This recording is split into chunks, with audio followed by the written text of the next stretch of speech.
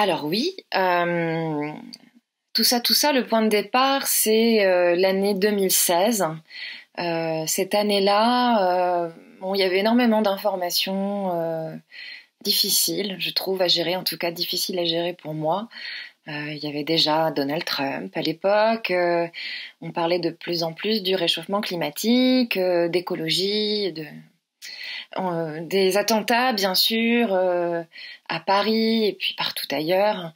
Et voilà, et on baignait dans ce climat extrêmement anxiogène, ou en tout cas qui était extrêmement anxiogène pour moi, et j'avais du mal à trouver de l'espoir, du positif, et à me dire que l'avenir allait être ouais, quelque chose d'émancipateur, d'agréable. Et je pensais beaucoup aux enfants en me demandant comment eux, ils imaginaient leur avenir. Et je me demandais surtout si les informations que eux aussi voyaient dans les médias, est-ce que ces informations, ce réel, comme ça, très inquiétant, pouvaient avoir une incidence sur leur façon à eux, les enfants, d'imaginer le monde de demain et surtout leur vie future. Et voilà, ne sachant pas ce que eux en pensaient, j'ai décidé de partir en enquête.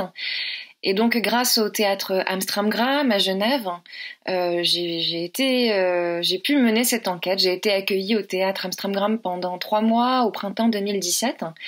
Et là-bas, j'ai inventé tout un dispositif pour interroger les enfants. Donc, j'ai créé un bureau des réclamations d'avenir où j'accueillais des enfants entre 4 et 14 ans pour leur poser des questions, voilà, sur l'avenir, le futur, le monde, les actualités. Et grâce à toute cette matière récoltée, j'ai pu écrire le texte.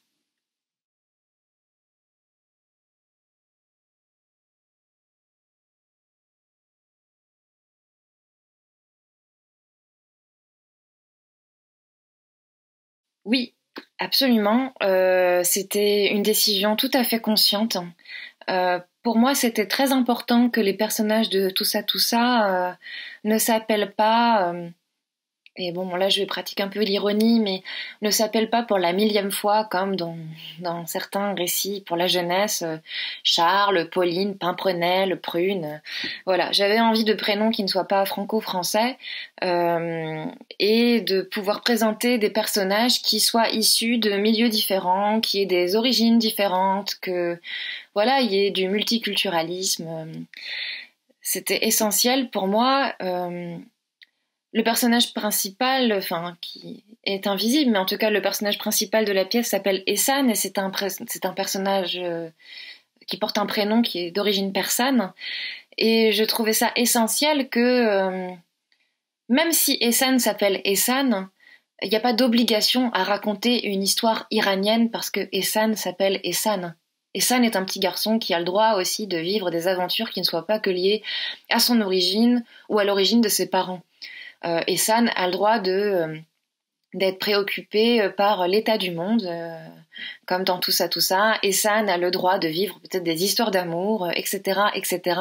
Tout n'est pas lié au fait qu'Ehsan est persan ou d'origine persane. Et voilà, pour moi, c'était important que les personnages de cette histoire portent des prénoms très différents qui indiquent des milieux sociaux différents, des cultures différentes, pour qu'aussi les futurs lecteurs ou les futurs spectateurs du texte puissent s'identifier et se reconnaître dans ces personnages et dans les aventures que vivent ces personnages qui sont liés tout simplement à des affects d'enfants ou des affects de vivants qui sont confrontés voilà, à des difficultés et au monde qui les entoure.